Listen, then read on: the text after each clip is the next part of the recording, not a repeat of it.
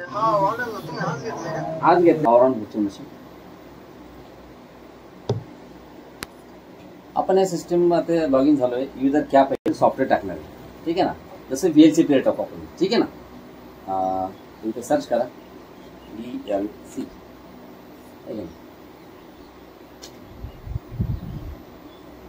पुन्हा एक window open करू. हे बघा तुम्ही बघू शकता. दिस वन इज विनवर विंडोज 10 प्रोफेशनल. ध्यानात ठेवा मला आता अपग्रेड करताना विंडोज 11 प्रोफेशनल किंवा विंडोज 11 एंटरप्राइज असं अपग्रेड करता येईल. आता तुम्ही म्हणशाल मला विंडोज 10 प्रोफेशनल होऊन विंडोज 11 होम एडिशन अपग्रेड करा. होणार नाही. अपग्रेड करताना तुमचं हे सध्याचं जे एडिशन आहे तर नवीन ऑपरेटिंग सिस्टीमचं पण एक तर तेच एडिशन पाहिजे किंवा त्याच्यापेक्षा जास्त पाहिजे. कमी चालणार. म्हणजे आता 10 to 11 करत असेल तर 10 Pro to 11 Pro किंवा 11 एंटरप्राइज असं अपग्रेड करतो. आपल्याकडे तर काही एंटरप्राइज नाहीच 11चं पण आपल्याकडे प्रोस आहे त्यामुळे एकदम बेस्ट असते. काय बस तर इन्स्टॉलेशन सुरू करा. इन्स्टॉलेशन इथूनच सुरू करायचं. त्यासाठी काय करा तुम्हाला विंडोज 11ची DVD लावा लागेल आहे की नाही. पेनड्राईव्ह असेल तर पेनड्राईव्ह घ्या. DVD असेल तर DVD घ्या. ही आपल्याकडे इथं आहे. हे बघा इथं विंडोज 10ची ISO लागलेली. आपण ही काढून आता कशाची लावणार विंडोज 11ची ISO लावणार आहे. आपल्याकडे 11ची. बस ओके करा. ओकेवर क्लिक करून माय कम्प्युटर ओपन करा. Now it will start the installation of. So let's double click here to start the installation process. Yes. शंभर लिहिलं का आता पुन्हा बोलणार नाही किंवा माझून एकदा लिहायचं. ते मला विचारायचं ते तुमच्या मध्ये नाही काय करा. फिजिकलवर तुम्हाला पेन ड्राईव्ह इन्स्टॉलेशन करून दाखवेल नाही. आपण फिजिकल सिस्टमवरती इन्स्टॉलेशन जर करायचं असेल तर एकच पर्याय तुमच्याकडे. 2 पर्याय आहेत. एक तर पेन ड्राईव्ह इन्स्टॉलेशन करा. दुसरं एखादं सर्व्हर बनवा त्याच्यावर WDS टाका आणि तिथून तिकडे इन्स्टॉलेशन करा. रिमोट नेटवर्क तसंही करा. तुम्हाला शिकेल नाही आलं. एक गोष्ट ध्यानात ठेवा. तर नेक्स्ट करा. आता ते अपडेट चेक करतंय.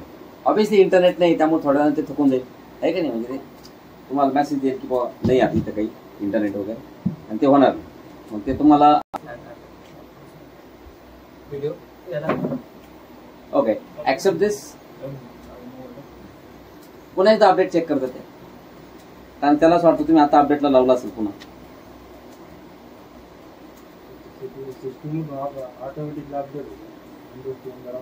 हो अपडेट होतं. हो पण इंटरनेट नसतं ते काय करेल स्वतः वायर जोडून इंटरनेट कनेक्ट करेल. त्यामुळे ready to install. You will not be able to use your PC during installation. Okay you will not be able to use your PC during installation and save and close your files before you begin. आता इन्स्टॉलेशनच्या वेळेस तुम्हाला बाकी PC म्हणजे PC वापरता नाही येणार तुम्हाला. ठीक आहे ना. चेंज व्हॉट टू कीप ते म्हणतात. सध्या तुम्हाला काय काय ठेवायचं म्हणजे नवीन ऑपरेटिंग सिस्टम ज्यावेळेस इन्स्टॉल होईल तुम्हाला काय काय ठेवायचं आणि काय काय काढायचे तुम्ही ठरवू शकता. पुढे सर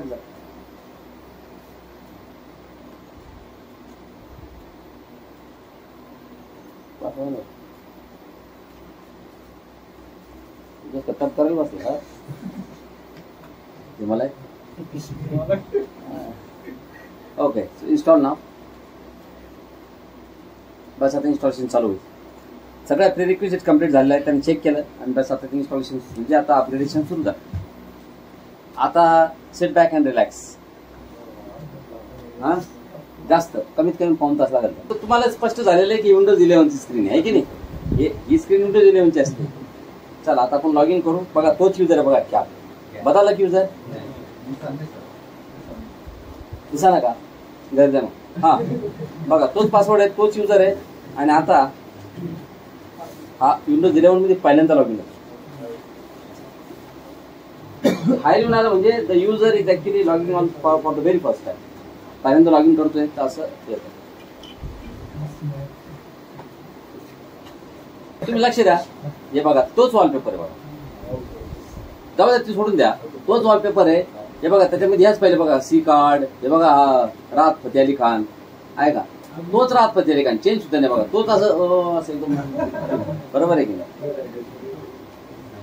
आणि त्याच्यानंतर माय कम्प्युटर मध्ये जर गेले माय कम्प्युटरमध्ये गेल्यानंतर हे बघा डॉक्युमेंट्स, आणि बघा डॉक्युमेंट्समध्ये पण त्या फाईल टाकल्या आपण बघा, जसं तसंच कुठंच काही गेलं, A to Z फाईल जसं तसं. ठीक आहे. आणि बघा VLC प्लेअर आहे की नाही, आहे ना. हे बघा VLC प्लेअर, हे बघा ॲक्रोबॅट रीडर आहे का, हे बघा VLC प्लेअर, हे ॲक्रोबॅट रीडर खाली हे वरती 10, आणि हे बघा हे युटोरेंट, सगळं जसं तसं जे काहीच उडत नाही, काहीच नाही. तुम्ही सांगा आपण जर विंडोज 11 जर नवीन टाकले असे त्याच्यामध्ये काही VLC प्लेअर आलं असतं, हे कसं काय आलं, जुन्या ऑपरेटिंग सिस्टीममधलं सगळं अपडेट झालं. आणि बघा आता ही पहिली विंडोज 10 प्रोफेशनल होती, आता रनमध्ये जा विनवर बघा, विनवर कमांड सुद्धा त्याच्यामध्ये आली. कशामध्ये, त्याच्या सी सुद्धा सेटिंग केली नाही. आपण लास्ट टाइम कमांड टाकली होती ना 10 मध्ये सुद्धा कमांड 11 मध्ये जशी तशीच दिसते तुम्हाला. हे बघा फक्त एवढंच, आता ऑपरेटिंग सिस्टीम विंडोज 11 प्रो आहे. तुम्ही बघा ना विंडोज 10 ला इथं स्टार्ट मेनू असतो, विंडोज 11 ला मध्य वगैरे आहे. एवढं बोलून मी माझं भाषण संपवतो. जय हिंद, जय ॲडमिन्स.